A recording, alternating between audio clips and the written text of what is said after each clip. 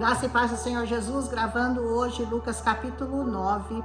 Vamos ver o que o Senhor vai nos ensinar nesse dia. Com certeza coisas maravilhosas, coisas que nós precisamos guardar na nossa vida, no nosso coração, para nós podermos ser salvos e sermos felizes nessa terra. Amém? Convocando seus 12 discípulos, deu-lhes virtude e poder sobre todos os demônios, para curarem enfermidades. Significa que todas as enfermidades, então, são causadas por demônios. Mas o Senhor deu poder e virtude aos seus discípulos para curarem todas elas, àqueles que crerem. E o Senhor e os seus discípulos passaram esse mesmo poder e essa mesma virtude para mais 70, como nós vamos ver lá no livro de Atos, e esses 70 passaram para mais, que passaram para mais, e essa virtude tem sido derramada desde Jesus até os tempos de hoje. Essa virtude, esse poder que aqueles que creem no Senhor Jesus e que seguem ao Senhor Jesus têm para expulsar demônios e para curar doenças, é um poder que foi derramado sobre a igreja e que vai continuar com ela enquanto ela estiver nesta terra. Amém? E enviou-os a pregar o reino de Deus e a curar os enfermos. Poder sobre os demônios, poder sobre enfermidades e poder para pregar o reino de Deus. Esse é o nosso maior objetivo.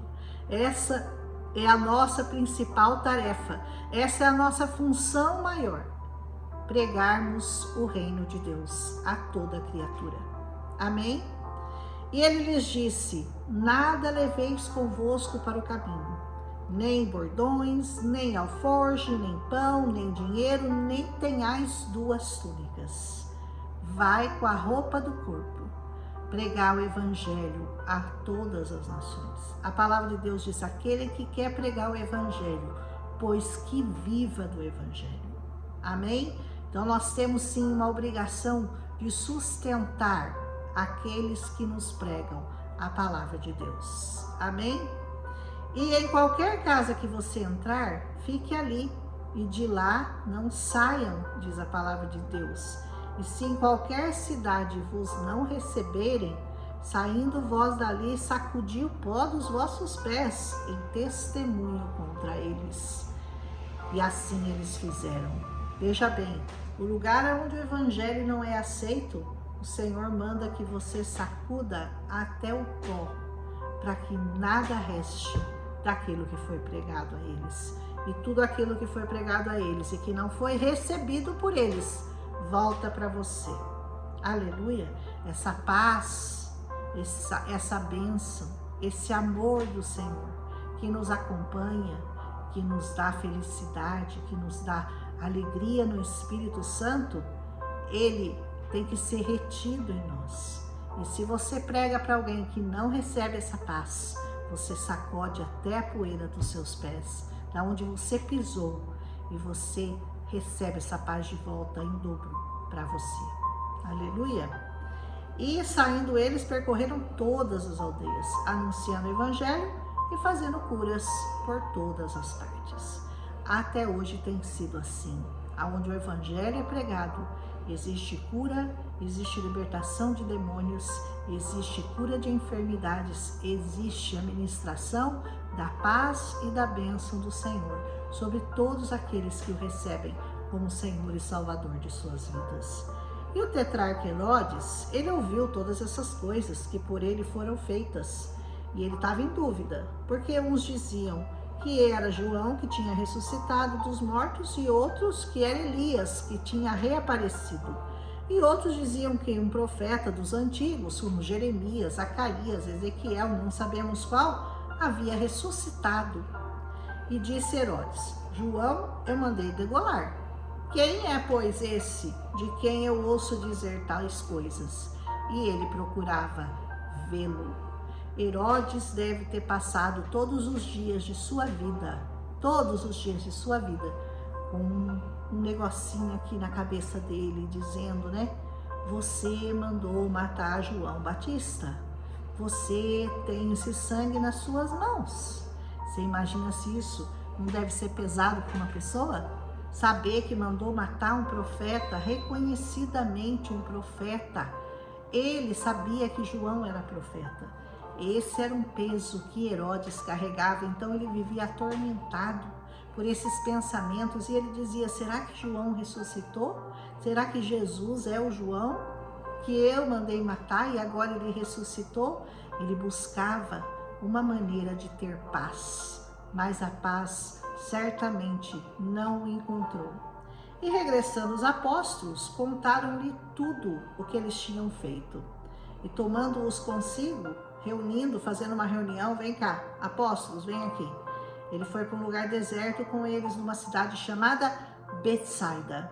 E sabendo a multidão, os seguiu, e ele os recebeu, e falava-lhes do reino de Deus, e sarava os que necessitavam de cura.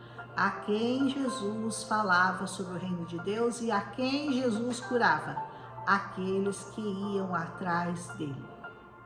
Você não vai ouvir falar de Jesus indo atrás de alguém que não o buscou, que não o procurou, que não o desejou, que não o quis.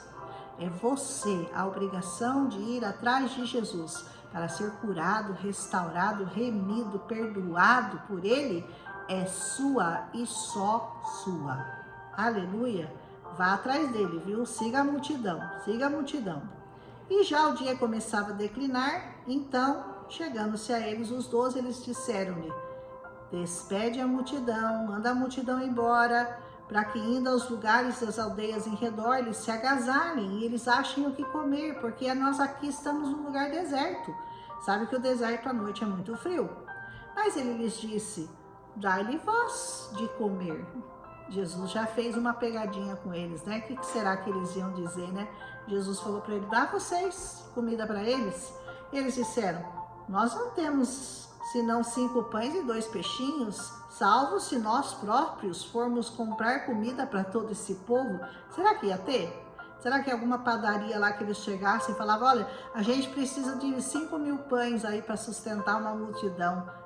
Será que daria certo? Será que alguma padaria ali na redondeza teria 5.000 pães para alimentar aquela multidão? Não bastava só dinheiro. Não era necessário, mesmo que eles tivessem: olha, cada um dá um pouquinho do dinheiro que tem aí, vamos lá comprar pão. Não ia ter pão para comprar numa hora dessa, gente. Entenda que Jesus sabia exatamente o que ele ia fazer, o que ele precisava fazer, o que ele desejava fazer. Porquanto estavam ali quase 5.000 homens, ele disse então aos seus discípulos: fazei-os assentar em ranchos de 50 em 50. Pediu que eles se assentassem, 50 em 50. E assim eles fizeram, fazendo-os assentar a todos. E tomando os 5 pães e os 2 peixes e olhando para o céu, ele abençoou, partiu e deu aos seus discípulos para os porem diante da multidão. Ele partiu, deu um pedacinho para cada discípulo e eles foram colocar esses pães na frente da multidão. E sabe o que aconteceu?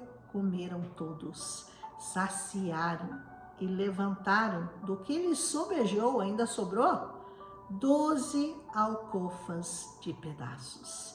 Ainda sobraram 12 cestos de pão. E aconteceu que, estando eles só orando, estavam com ele os discípulos e perguntou-lhes, dizendo: quem a multidão diz que eu sou? Quem que a multidão está falando que eu sou? E eles responderam, disseram: um diz que é João Batista, outros dizem que você é Elias, e os outros que é um dos antigos profetas que ressuscitou. E ele lhes disse: e vocês? Quem vocês dizem que eu sou? E respondendo Pedro disse: tu és o Cristo, o Filho de Deus. Aleluia! Pedro estava começando a entender, hein? Pedro, o sanguíneo, o que pulava na frente, o que dava respostas e depois ele falava por impulso, mas ele estava muito ciente de quem ele estava seguindo. Amém? E admoestando-os, chamando a atenção deles, mandou que a ninguém eles dissessem isso. Por quê? Porque ele vai explicar. Porque era necessário que o Filho do Homem padecesse muitas coisas, que fosse rejeitado pelos anciãos e pelos escribas, fosse morto e ressuscitasse ao terceiro dia. E dizia a todos: se alguém quer vir após mim, negue-se a si mesmo, tome cada dia a sua cruz e siga-me.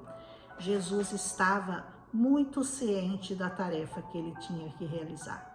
E ele não queria nem que eles dissessem que ele era o Cristo, Filho de Deus, porque talvez os anciãos ficassem com medo de matá-lo, com medo talvez dizendo, e se ele for realmente o Filho de Deus, e nós vamos carregar esse peso? Não. Então Jesus não deixava nem que eles dissessem verdadeiramente quem ele era, porque ele queria cumprir a vontade do Pai. Ele sabia, ele estava determinado a cumprir a vontade do Pai e a morrer por mim, por você, por cada um de nós, para nos dar vida eterna, vida em abundância. Aleluia! Porque qualquer que quiser salvar a sua vida, perdê-la-á. Mas qualquer que por amor de mim perder a sua vida, a salvará. Esse aqui é o grande mistério. É o grande mistério desse evangelho. Negar-se a si mesmo para seguir Jesus. Muitas pessoas querem seguir a Jesus, mas elas não querem negar a si mesmas. Elas não querem deixar de fazer o que elas fazem. Elas não querem deixar de viver como elas querem viver. Elas não querem deixar de nada de sua vida para seguir a Jesus. Ela quer seguir a Jesus, mas ela não quer negar a ela mesma e segui-lo. Tomar a cruz e segui-lo. E esse é o grande mistério do Evangelho, o grande segredo, a grande fórmula do Evangelho. Você está esperando flores? Você está esperando fortunas, carro novo para seguir a Jesus? Porque muita gente está oferecendo isso. Venha para Jesus e tenha um carro novo. Venha para Jesus e receba prosperidade nos seus negócios. Venha para Jesus e ganhe muito dinheiro. Isso não é evangelho, nunca foi e nunca será. Evangelho é cruz. Evangelho é renúncia. Evangelho é negação de nós mesmos para fazermos a obra que o Senhor determinou a nós que nós fizéssemos. Cada um no seu quadrado, cada um na sua função, cada um cumprindo uma função no corpo de Cristo.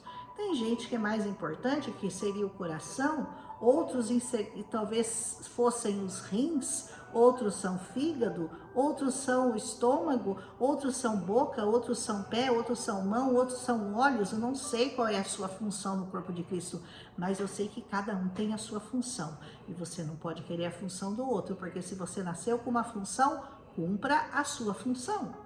Alguns nasceram com o dom de louvar o Senhor, outros nasceram com o dom da palavra, outros nasceram com o dom de cuidar de crianças, outros nasceram com dons de cuidar da igreja, de zelar pela igreja, de ser diáconos da igreja. Todo o ministério que o Senhor te dá é abençoado e tem o mesmo valor, porque o corpo precisa ser formado por inteiro. Jesus não quer um corpo disforme, Jesus não quer um corpo faltando um pé, uma mão, um braço, um olho, não. Jesus quer o corpo de Cristo completo na presença dele.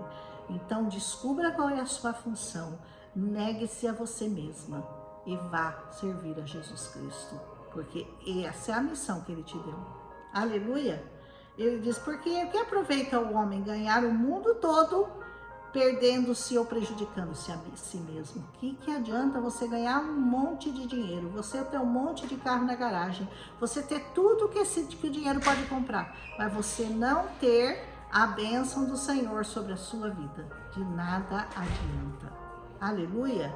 Porque qualquer que de mim e das minhas palavras se envergonhar, dele se envergonhará o Filho do Homem quando vier na sua glória e na do Pai dos santos anjos. Se você tem vergonha de proclamar esse evangelho, se você tem vergonha de confessar o nome de Jesus, Jesus vai ter vergonha de você no último dia. Não faça isso. Não negue a Cristo. Não negue a sua fé, não negue seus valores, não negue a sua função na igreja, aquilo que o Senhor tem para você como trabalho dentro do corpo de Cristo. Não negue de fazer isso, para que você possa, no dia final, receber o seu galardão, a salvação que nos aguarda e o lugar de paz onde nós vamos viver certamente com o Senhor Jesus. Amém? Eu vou parar nesse versículo porque eu já gravei 15 minutos e amanhã nós terminaremos Lucas capítulo 9. Não esquece de deixar o like e, se possível, um comentário, um amém, qualquer coisa. Amém? Um abraço em Cristo Jesus. Até amanhã.